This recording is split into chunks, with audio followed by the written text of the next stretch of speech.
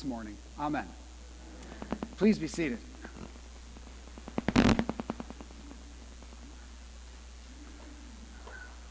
So happy to be back with you in the first service of January of the new year.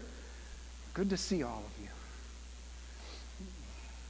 On Epiphany, Sunday we celebrate Epiphany, a word that means appearance or manifestation.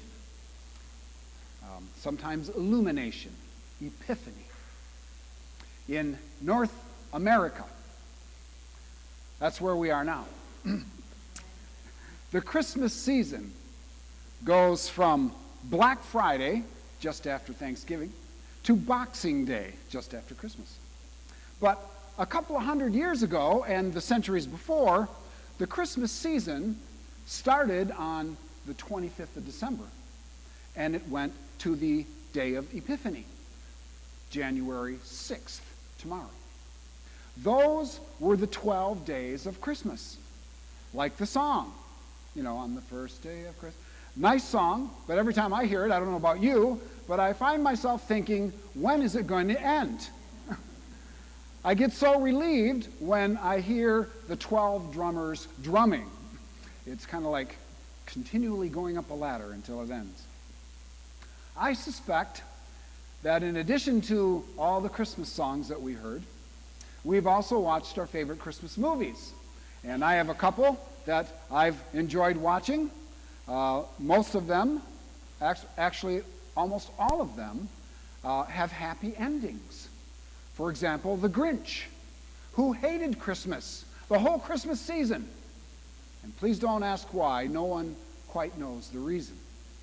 But at the end, it's a happy ending, for on Mount Crumpet, they say, the Grinch's heart grew 3 sizes that day. Isn't that happy? Another favorite movie of ours, Christy and ours, is The Bishop's Wife. It's a great movie about a bishop who's obsessed with building this cathedral. But he sees the light. He has an epiphany. And he realizes that one big roof could make many small roofs. And he finds redemption. Then there's the movie It's a Wonderful Life, where George Bailey realizes life is a gift. And he gets saved on that snowy bridge. And Clarence gets his wings. At least that's what the teacher says. The Christmas Carol, one of, I think, in my opinion, the second greatest story ever told, is where Scrooge meets 3 spirits. He gets saved and wakes as giddy as a schoolboy the next morning. And of course, we have the greatest story ever told, the Nativity, about God coming to earth as a baby, growing up, teaching, modeling what a true human being should be. And then, of course, giving himself, and then rising again. And in that story, that's where I get saved. Christmas stories with happy endings. That's what I like, and I'm sure you do too. But today, we hear a Christmas story from St. Matthew, and at the end, we maybe find ourselves wondering, is this a happy ending? Because after the Magi deliver their gifts and happily head home, Mary and Joseph, warned by an angel, flee like refugees across a hot desert from a violent king who murdered the children to stop them. Death, hardship, weeping parents of slain children, exile. What kind of a story is this? I love the Magi story. So many of us on life's journey, like the Magi, have met Jesus and left by another way, which is a great line. There's another great line in our reading, and it's a line that I recited in a church play when I was very, very young, in front of a live audience. I was wearing a bathrobe and a plastic crown on my head, and my line was, "We saw his star in the east," and I announced, "and have come to worship him." Said it just like that, so they tell me. Of course, it came out, "and we have come to worship him." I meant no offense. I didn't even know what I was talking about. But I got 3 curtain calls. I remember that. Not as bad as my YouTube friend Tim, who had a one line from a song that he messed up in a church play when he was 6 years old. It was a song, a child sleeping in the night with a tail as big as a kite. People don't like it when you sing about baby Jesus with a tail, he said. So the Magi, they followed the star that hovered over Bethlehem. What a beautiful story that is. How poetic. There is a lovely legend which tells how that star, that same star, when it was done guiding our friends, fell from the sky into a well in Bethlehem, and that it is still there, and it can be seen by those whose hearts are pure.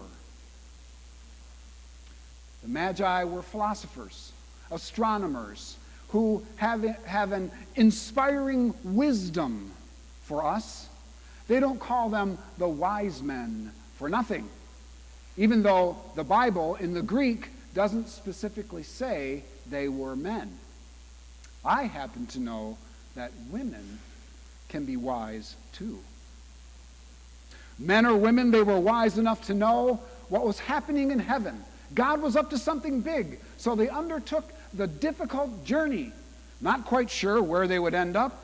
It was cold, hot, dry, long, and when they arrived, they worshiped the Christ child and offered their gifts.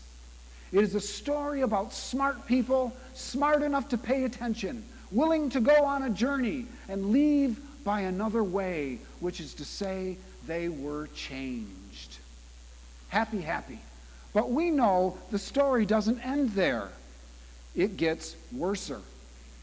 Matthew's story, if you read on, and most of us are familiar with it, ends with bloodshed and sadness and ongoing danger. Because you remember Herod telling the Magi, "Tell me where the baby king is, so I too may go and worship him." But the Magi, where we get our word magician, the Magi tricked Herod, and they escaped. And King Herod became so enraged, he sent his guards out to slaughter the innocents. Not a perfect Hallmark happy ending. So the question I conclude with is why? Why the travail? Why the fear, the suffering? What is Matthew trying to tell us in this dark, semi-dark tale? The Christ child, born in Bethlehem, came to love and serve and save everyone, like those who die too young and those parents who mourn their loss. The Christ child, born in Bethlehem, came to love and serve and save those who are victims of oppression and poverty and hatred. The child born in Bethlehem came to love, serve, and save families, like his own family, and those who have to deal with difficult circumstances in this imperfect world. The Christ child born in Bethlehem came for those whoever feels that their wonderful plans and dreams have been snatched away from them by something unjust or unfair or just downright scary. He came for everybody to guide us by his perfect light. If the perfect Son of God were perfect, born into a perfect family, in a perfect way, in a perfect town, at a perfect time, then his message would only apply to perfect people. But the Son of God was born in a stable, a smelly stable with animals and straw, amid joy, but also danger and doubts and darkness. That's the real world. Jesus Christ, the Epiphany, is the light that illuminates the world, bringing guidance and life to us, to all imperfect people. Amen.